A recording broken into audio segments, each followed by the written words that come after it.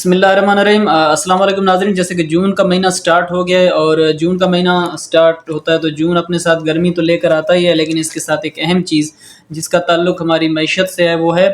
سال کا مالی بجٹ۔ تو پاکستان کا جو مالی سال ہے وہ 1 جولائی سے 13 جون تک ہوتا ہے، اور جون کے مہینے میں ہی پاکستان کا جو ہے نا وہ بجٹ پیش کر دیا جاتا ہے۔ جیسے ہی جون کا مہینہ سٹارٹ ہوتے ہیں ہم دیکھتے ہیں چاہے وہ اپوزیشن لیڈرز ہوں یا ماہرین معاشیات ہوں، وہ بجٹ کے بارے میں ڈسکس کر رہے ہوتے ہیں، بجٹ پہ سوال اٹھا رہے ہوتے ہیں، بجٹ کی تقسیم کو دیکھ رہے ہوتے ہیں۔ جو عمومی رائے سامنے آ رہی ہے وہ اس بجٹ کے حوالے سے کوئی حوصلہ افزا نہیں ہے، بلکہ کہ خدا اپنی سائز چھوٹی کرو، جب تک آپ ٹیکس اور جمع نہیں کر سکتے اخراجات کی کمی کرو، این ایف سی اوارڈ کرو، اس کے اندر صوبوں کے پیسے کم کرو۔ میں الگ اعلان کہہ رہا ہوں کہ یس صوبوں کے پیسے کم کرو۔ پاکستان کی اب تک حالت کی سب سے بڑی وجہ آج جو ہے وہ یہ بھی، تو وہ مختلف جو ہے نا طریقوں سے اس پہ بحث کر رہے ہوتے ہیں، کیونکہ بجٹ ایک ایسی چیز ہے جو ہماری معیشت کے لیے ایک بڑی اہمیت کا عامل ہے، کیونکہ کوئی بھی ادارہ ہو، انڈیویجول ہو یا کوئی بزنس ہو، اگر اس کا بجٹ صحیح طریقے سے تقسیم نہ کیا گیا ہو تو اس کا وہ جو بزنس ہوتا ہے یا جو بھی وہ سسٹم ہوتا ہے وہ صحیح طریقے سے نہیں چل سکتا۔ تو گورنمنٹ کا بجٹ بھی اسی طریقے سے ہوتا ہے، کیونکہ گورنمنٹ کا بجٹ دراصل ایک ایسا ڈاکومنٹ ہوتا ہے جو گورنمنٹ کے آنے والے سال کے لیے اخراجات اور آمدنیوں کا تخمینہ ہوتا ہے، یعنی اخراجات اور آمدنیوں کا یہ جو نا ایک اندازہ لگا جاتا ہے کہ آنے والے سال میں government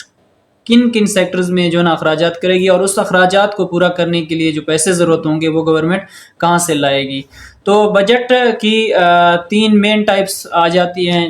balance budget, budget surplus اور ڈیفیسٹ بجٹ۔ تو اگر ہم بجٹ سرپلس کو دیکھیں تو بجٹ سرپلس ایک ایسی سچویشن ہوتی ہے کہ اگر گورنمنٹ کے پاس جتنی بھی آمدنی ہے،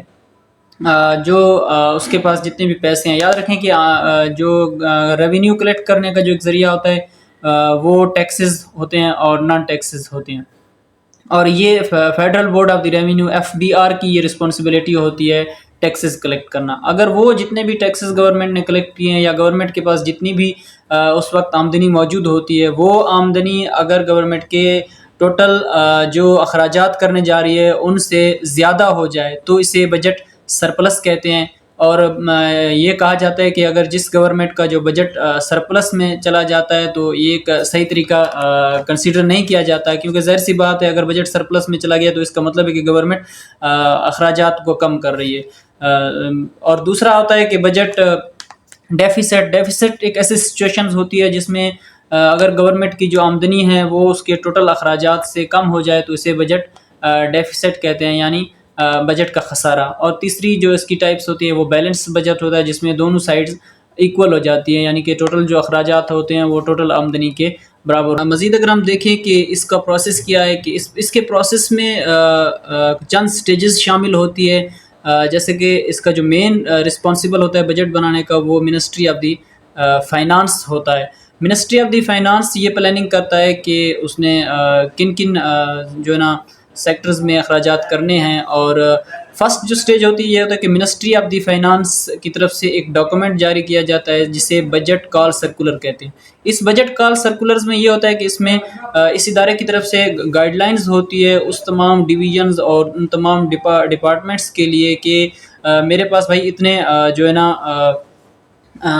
پیسے موجود ہیں، آپ اپنی طرف سے جو ہے نا مجھے ریکمنڈیشن دیں کہ کون کون سے ایسے سیکٹرز ہیں جہاں پر اخراجات کرنے چاہیے۔ تو یہ تقریباً اکتوبر کے مہینے میں ہی یہ جو ہے نا بجٹ کال سرکولر مختلف ڈویژن کو بھیج دیا جاتا ہے، اور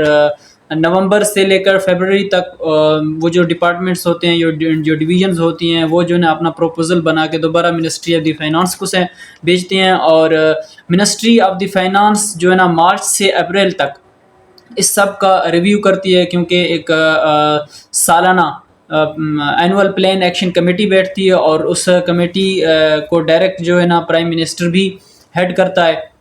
اور جب اس سارے کا ریویو کیا جاتا ہے تو یہ دوبارہ یہ بجٹ جو ہے نا وہ کیبنٹ میں پیش کیا جاتا ہے، کیونکہ کیبنٹ میں اب یہ ہوتا ہے کہ پرائم منسٹر اور اس کے ساتھ دوسرے وزراء شامل ہوتے ہیں، اور وہ تمام مل کر اس کا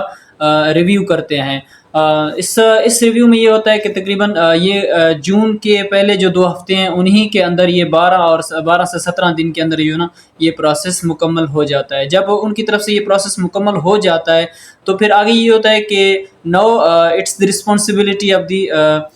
فائنانس منسٹر کہ وہ یہ جو بجٹ ہوتا ہے وہ یہ پیش کرتا ہے نیشنل اسمبلی میں. اینڈ وی نو کہ نیشنل اسمبلی میں کیونکہ اپوزیشن لیڈر بھی ہوتے ہیں اور اپوزیشن لیڈر کی طرف سے اور جو اس اسپیکر آف دی اسمبلی ہے اس کی طرف سے جو ہے نا اس کو مزید ریویو کیا جاتا ہے. اگر اس میں کسی امینڈمنٹ کی ضرورت ہوتی ہے, کوئی تبدیلی کرنی پڑتی ہے تو دوبارہ اس کے بارے میں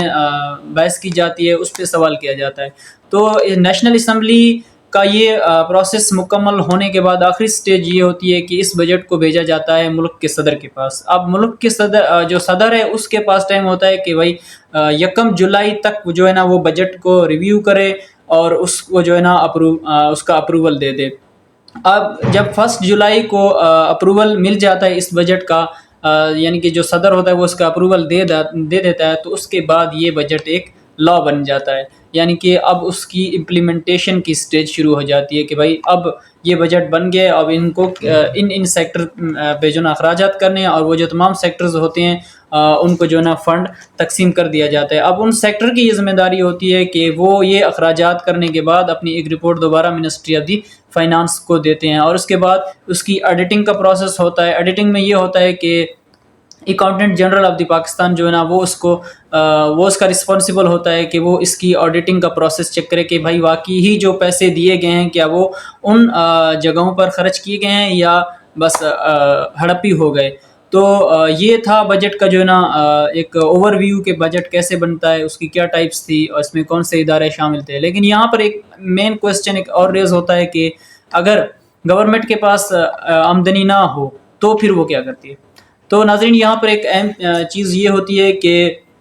اگر گورنمنٹ کے پاس پیسے نہ ہو تو گورنمنٹ جو ہے نا قرض لیتی ہے. اب قرض لینے کے پاس اس کے پاس 2 مین سورسز ہوتے ہیں. ایک تو وہ اپنی ملک کے اندر یعنی کہ اس کے پاس ڈومیسٹک سورسز ہوتے ہیں, اس میں کمرشل بینکس آ جاتے ہیں, اور دوسرا انٹرنیشنل سورسز, اس میں انٹرنیشنل بینکس آ جاتے ہیں اور IMF آ گیا, ورلڈ بینک اور ایشین ڈیولپمنٹ بینکس جو ہیں وہ گورنمنٹ ان سے قرضے لیتی ہے. لیکن وہ جو قرضے ہوتے ہیں ان کی یہ ہوتا ہے کہ IMF انہی قرضے دے کر پھر دوبارہ شرائط لگاتی ہے کہ آپ نے میرا یہ قرض پورا کرنے کے لیے جو ہے نا مختلف سیکٹرز پہ ٹیکس لگاتی ہے, اور مزید جو ہے نا اس ٹیکس کا اثر جو ہے وہ کنزیومرز پہ پڑتا ہے, کیونکہ گورنمنٹ کے پاس ریونیو نہیں ہوتی, اس ریونیو کو جمع کرنے کے لیے گورنمنٹ دوبارہ ٹیکس لگاتی ہے. تو یہ مکمل بجٹ کا ریویو تھا. انشاءاللہ اگلی ویڈیو میں ہم مزید اس پہ جو ہے نا بحث کریں گے. اگر میری یہ ویڈیو آپ کو پسند آئی ہو تو لائک, کمنٹ اور شیئر ضرور کیجیے گا. والسلام, شکریہ.